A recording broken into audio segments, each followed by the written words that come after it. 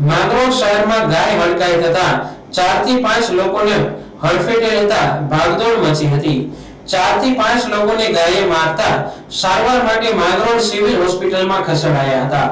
હાલ ગાય હડકાઈ થતા સાપોર રોડ ઉપર ભાગદોડ જોવા જેવો માહોલ સર્જાયો હતો। जी मारू नाम फिरोज है। અમે સાપુર રોડ ઉપર રહીએ છીએ। આજે મારા ભાઈને ત્યાં બપોરના ટાઈમે અત્યારે ગાયે હડકાઈ થઈ છે, એને લગાડી દીધી છે, માથાના ભાગે ઈજા થઈ છે, અત્યારે એને ચક્કર આવે છે, દવાખાનામાં બધી ભેગા થઈને લઈ આવ્યા છે। આની પહેલાં 3 વાર આવી હતી, બનાવ બની ગયા છે અને અત્યારના ગાય ત્યાં ને ત્યાં જ છે। અમે 4-5 વાર આની પહેલાંય રજૂઆત કરી હતી અને અત્યારે ફોન કર્યા છે, કોઈ અત્યાર સુધી આવ્યું નથી ત્યાં। હજી પણ એને છે ને 2-3 જણા લગાડશે એવું મને એવું લાગે છે કે ગાય હજી ત્યાં ને ત્યાં જ છે।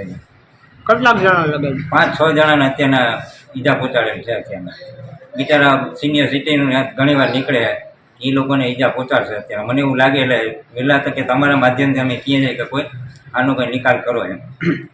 માંગરોળ નગરપાલિકાના કર્મચારીઓએ ગાયને પકડવા માટે ભારે જહેમત ઉઠાવતા 1 કલાકની મહેનત બાદ ગાયને પકડવામાં સફળતા મળી હતી। અવારનવાર આવી ઘટના બનતા લોકો પરેશાન થયા છે। ઢોર માલિકો પોતાના પશુને છૂટા મૂકી દેતા આવી ઘટનાઓ બને છે, તેથી ઢોર માલિકો સામે કાર્યવાહી કરવા લોક માંગ ઉઠવા પામી છે।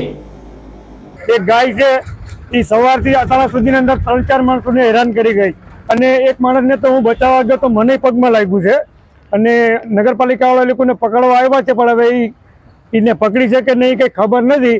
પણ વારે ઘડી આવી ઘટનાઓ બને છે, બરોબર? તો એના વસ્તે મેં ગાયો માટેના આવા રખડતા જાનવર માટે કાયદેસરની કાર્યવાહી કરે તો સારું એમ મારું બીજું કંઈ કહેવાનું તો કોઈ ગરીબ માણસને હડપેટે કે કોઈ ગરીબ માણસને કે કોઈ લુલા લંગડા કે અપાહિજ માણસોને કોઈ હડપેટે લઈ લેશે તો એના માટે કરી અને આ હું એમ કહું છું કે આવા ઢોરનું ત્રાસ છે તો એને તમે કાયદેસર એને પકડીને એને રાખો યા એના માલિકો એના ઘરમાં બાંધે એમ।